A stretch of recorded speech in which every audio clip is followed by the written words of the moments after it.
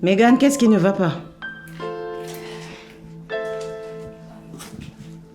Depuis le matin, j'ai des nausées. Je ne me sens pas très bien, Tata.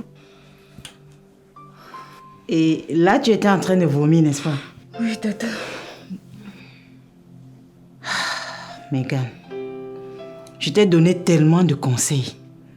Mais tu as décidé de n'en faire qu'à ta tête. Et voilà les premiers résultats. Tata, est-ce que la maladie provient? Donc tu veux me dire que tu ne sais pas ce que tu as? J'ai mal à la tête.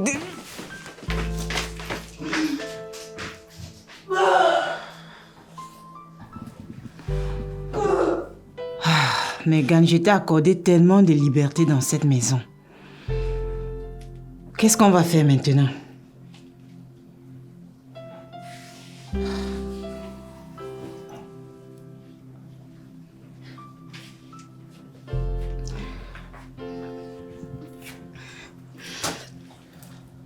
C'est quoi le problème, Tata?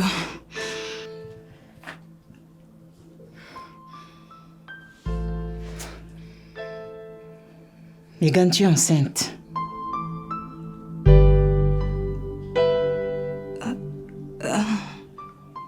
Enceinte? Après toi, il va acheter un test de grossesse. On va vérifier tout ça. Tu me parles comme si je savais comment la grossesse se manifeste. Quand tu partais te livrer à ce voyou-là sans protection, tu t'attendais à quoi? Ne t'ai-je pas demandé de ne pas t'approcher de lui, Megan? Sache que si tu es enceinte, tu vas accoucher de ce bébé. Et adieu les études. Tata, tu n'as pas le droit de parler de Christian comme ça. C'est mon copain et tu dois le respecter. Pardon? C'est ce voyou-là que tu appelles ton copain? Et tu sanglotes alors pourquoi?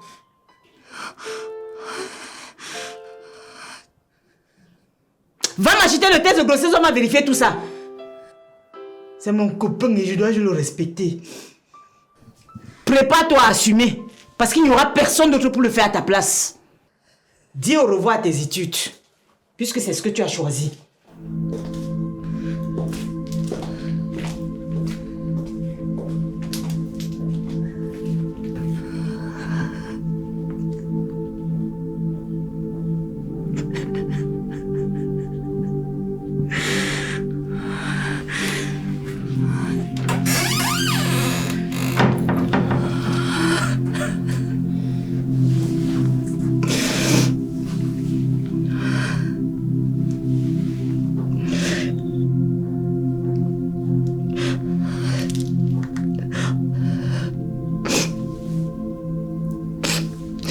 Allô, Christian? Non, rien de grave. Tu es où? S'il te plaît, viens maintenant. Viens maintenant, s'il te plaît.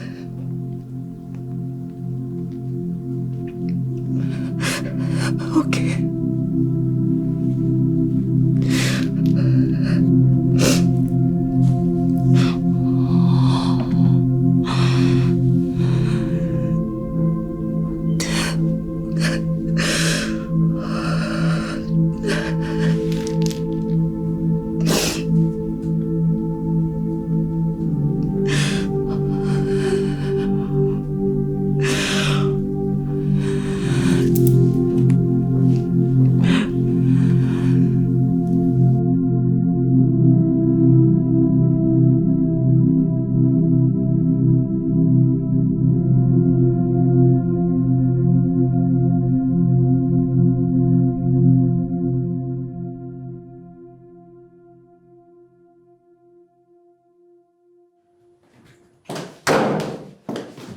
Dis donc, tu m'évites ou quoi?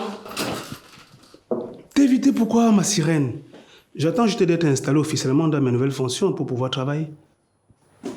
Assieds-toi, je t'en prie. Mais tu as disparu.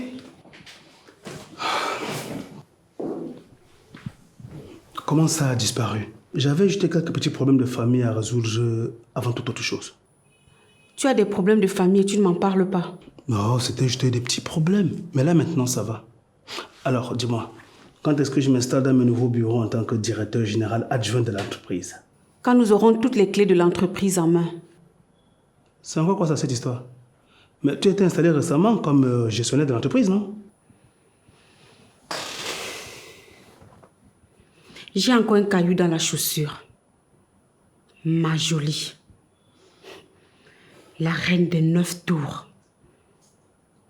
C'est elle qui détient toutes les clés. Et autre chose, je ne suis pas membre légal du conseil. Donc du coup, je ne peux pas prendre des décisions, du moins sans l'avis des autres membres. Et là, maintenant, qu'est-ce qu'il faut faire? Je ne veux pas penser qu'on a fait tout ça pour rien. Hein? J'ai un moyen d'ajouter une autre corde à notre art. Je veux vendre l'immeuble Niamey et la villa de Martin. Tu veux vendre la villa de Martin? Mais ta famille y vit. Tu ne peux pas leur faire ça. Et en plus, tu as besoin de la signature de tous les ayants droit. Ne t'inquiète pas, j'ai un plan. J'ai besoin d'argent, moi. Il me faut minimum 200 millions de francs pour acheter des parts dans leur foutu conseil là. Ma sirène, est-ce que tu as pensé à ta fille Isabelle? À ton fils Christian? Est-ce que tu as pensé à eux? Pour mes enfants, je peux bien les loger. Mais le reste, je m'en fous.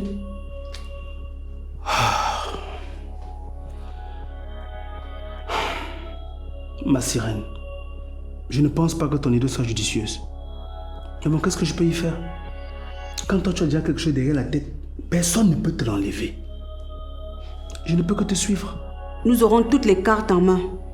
Mais j'ai besoin que tu m'aides. Et à faire quoi exactement? Trouve des preneurs.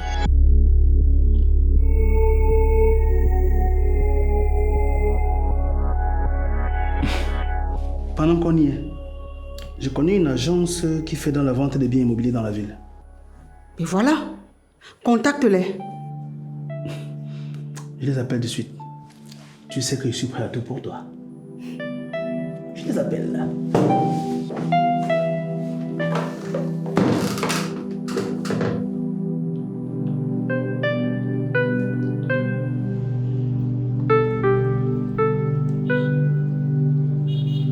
Et qu'est-ce qui te passe par la tête pour que tu me parles sur ce ton, Christian? Me gronde pas. Me gronde pas, maman. C'est plutôt à toi de me donner des explications. Des explications? Ah, je vois. Megan.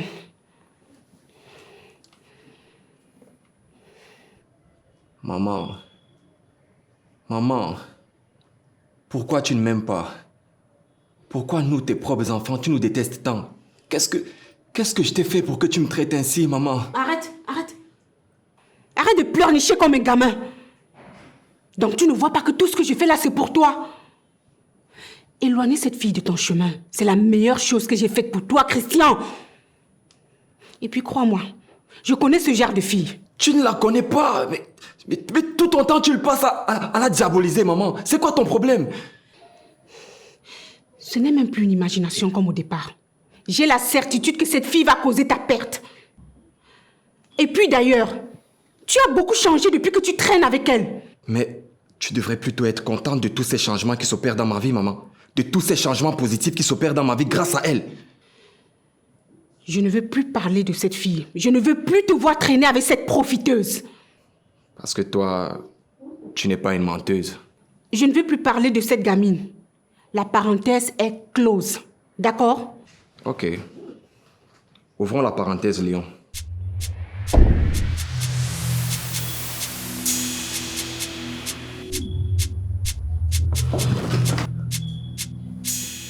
D'où tu tiens cette information? J'ai touché où ça fait mal. Tu sais, aucun mensonge ne peut rester éternellement enfui. Comme les brigands ont commencé à sortir là, toute la vérité va s'en suivre. Capiche? Ciao.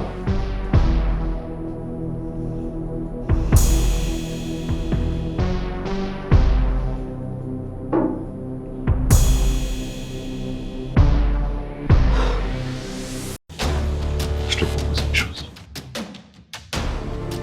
Tu vas venir faire un coup avec moi. Savez-vous qu'en Afrique, plus de 5000 films et plus d'1 millier de séries sont produits chaque année? Il est fort probable que vous ne le sachiez pas.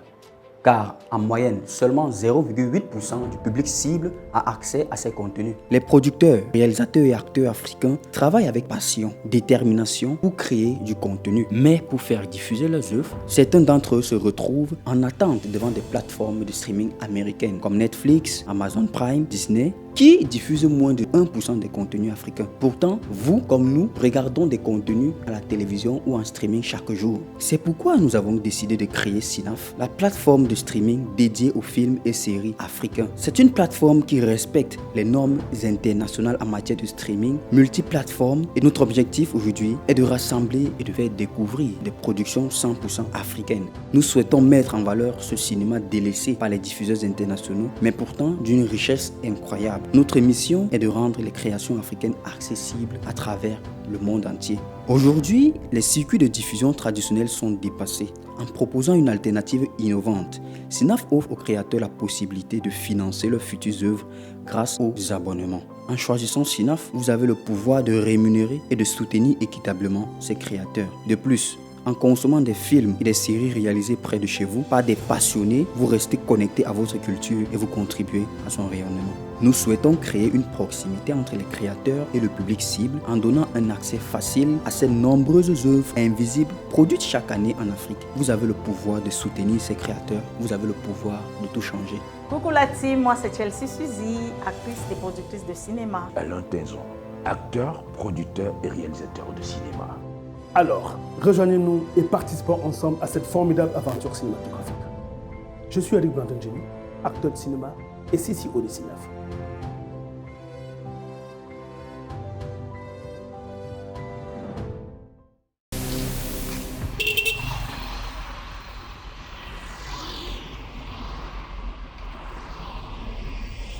Ah, chérie, c'est quoi le problème? Qu'est-ce qui t'arrive? Depuis cette nuit, je me sens bizarre et ce matin, j'ai commencé à vomir. Comment ça, vomir? Qu'est-ce que tu as? Ma tante me dit que ça pourrait être une grossesse, mais il faut qu'on fasse un test pour en être sûr. Tu es enceinte? Je n'ai pas su, il faut qu'on fasse un test. Bah, dans ce cas, on va à la clinique de la famille. Il y a un gynécologue là-bas qui va très bien s'occuper de toi. C'est vrai, tu vas m'accompagner? Oui, maintenant même si tu veux. Maintenant. Enceinte. Moi, papa, je serai le père le plus heureux du monde. Tu seras certes heureux, mais moi en insécurité. Mais qu'est-ce que tu racontes? Comment ça, l'insécurité? Ta mère va me découper en morceaux, Christian. Écoute, s'il te plaît, si ça se confirme, j'aimerais qu'on quitte cette maison pour vivre ailleurs. Et si toi, ça ne te convient pas, reste ici et fais-moi partir. Non. J'ai trop peur de ta mère, Christian. Non, pour maman, t'inquiète pas. Le chien boit, la caravane passe. Hein? Pour le moment, le plus important est qu'on aille à l'hôpital. Donc, je te donne quelques minutes, tu te prépares et on y va. Ok? Arrête de pleurer. Ça va aller. Tout à l'heure, hein?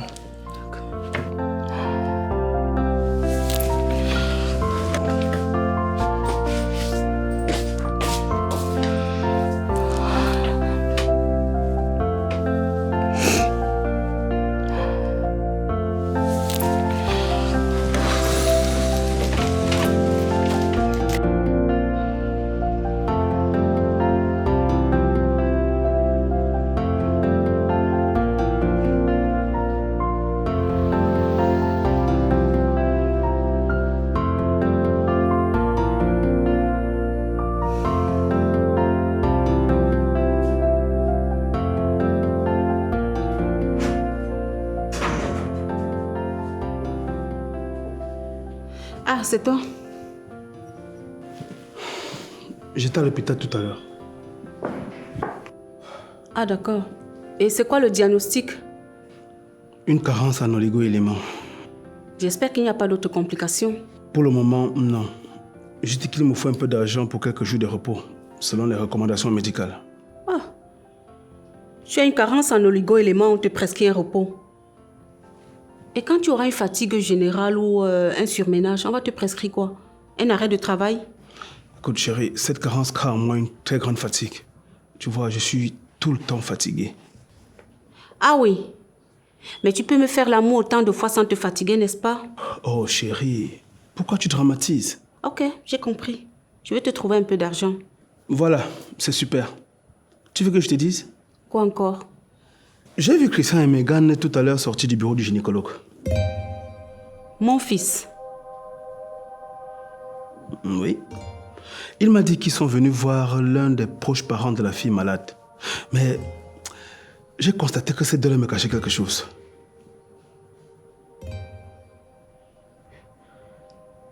Qu'est-ce que Christian faisait avec cette fille à l'hôpital?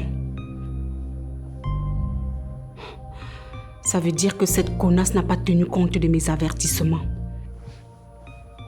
Avertissement? Oui. Cette fille se joue de mon fils. Et elle va me le payer. Oh. Ça, je ne savais pas.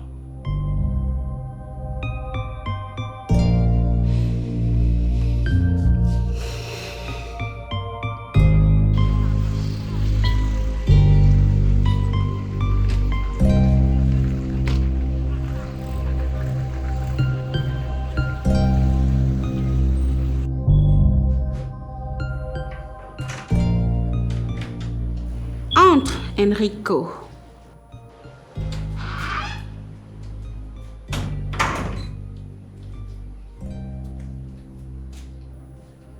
N'aie pas peur. Entre. Prends place.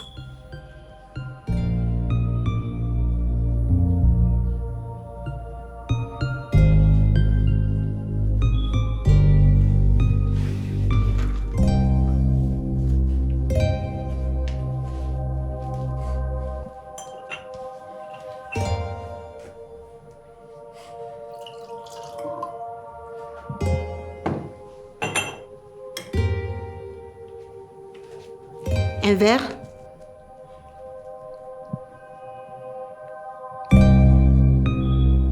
J'insiste. Merci, madame.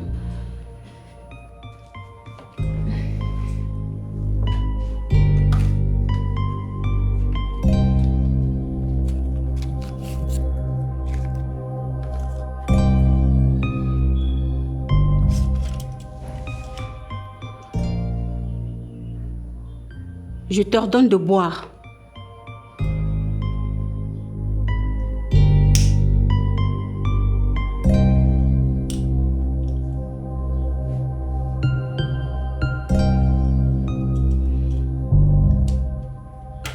Tu vois cette enveloppe sur la table?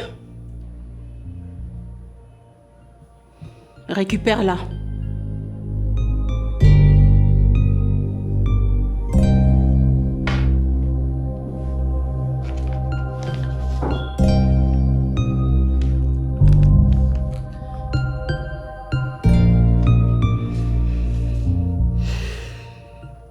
À l'intérieur, tu as 5 millions de francs.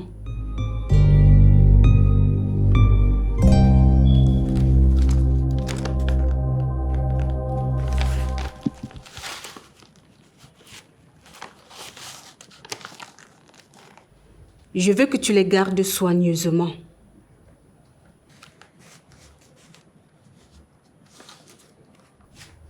N'aie pas peur, mon grand. Garde-les soigneusement, je ne veux pas qu'on te les vole.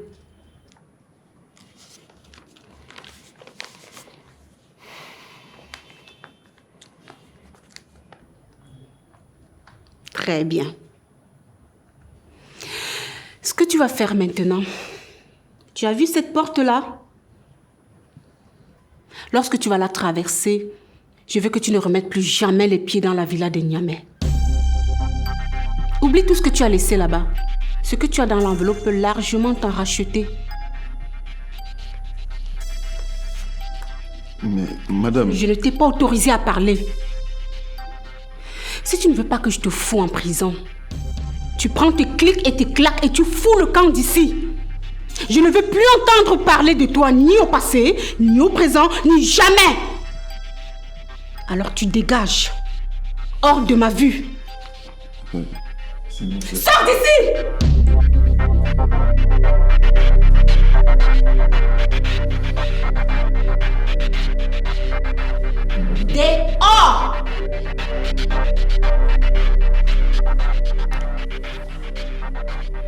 puis d'ailleurs, reviens ici.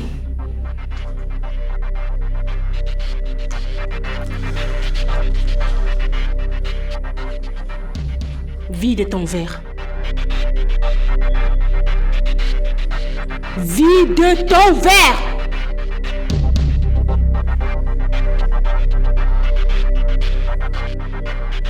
Allez!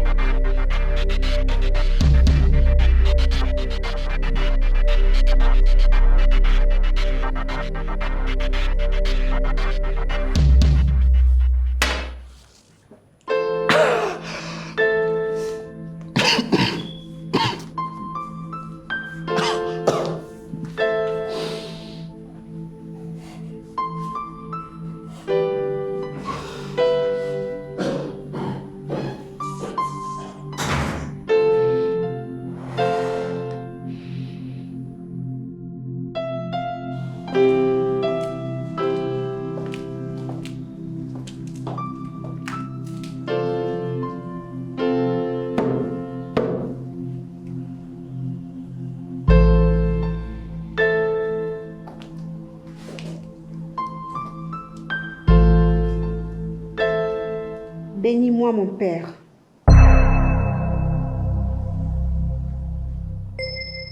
Élise, qu'est-ce que tu viens faire ici? Que me veux-tu? Mais mon Père, c'est un lieu de prière ici. Je suis venue me recueillir.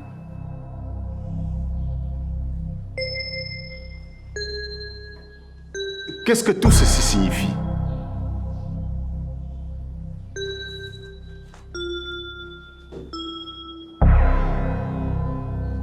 Tu es sûr que tu ne sais toujours pas de quoi il s'agit, mon Père? Ou cette âme te rafraîchit la mémoire?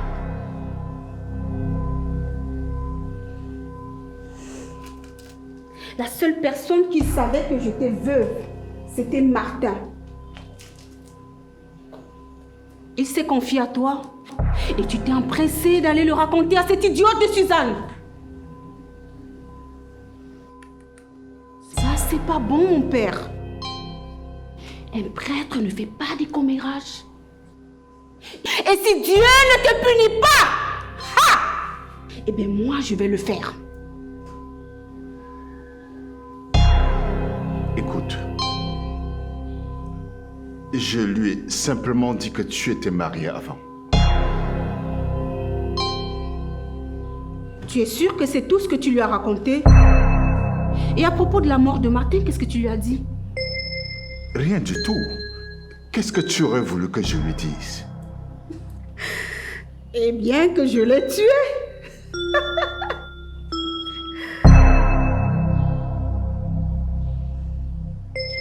Tu sais quoi? Élise Niamey punit toujours les commères comme toi. Martin ne m'avait pas écouté, tout comme Léon par le passé. Et aujourd'hui, c'est toi. Mais avant tout, bénis-moi, mon Père. Écoute, ma fille, tu n'es pas obligée de faire ça. Répands-toi, notre Dieu est miséricordieux. Bénis-moi, mon Père!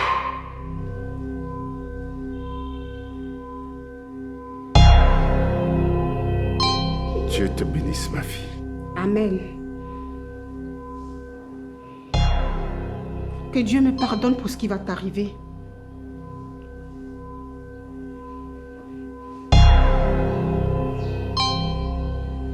Que ta volonté soit faite, Père.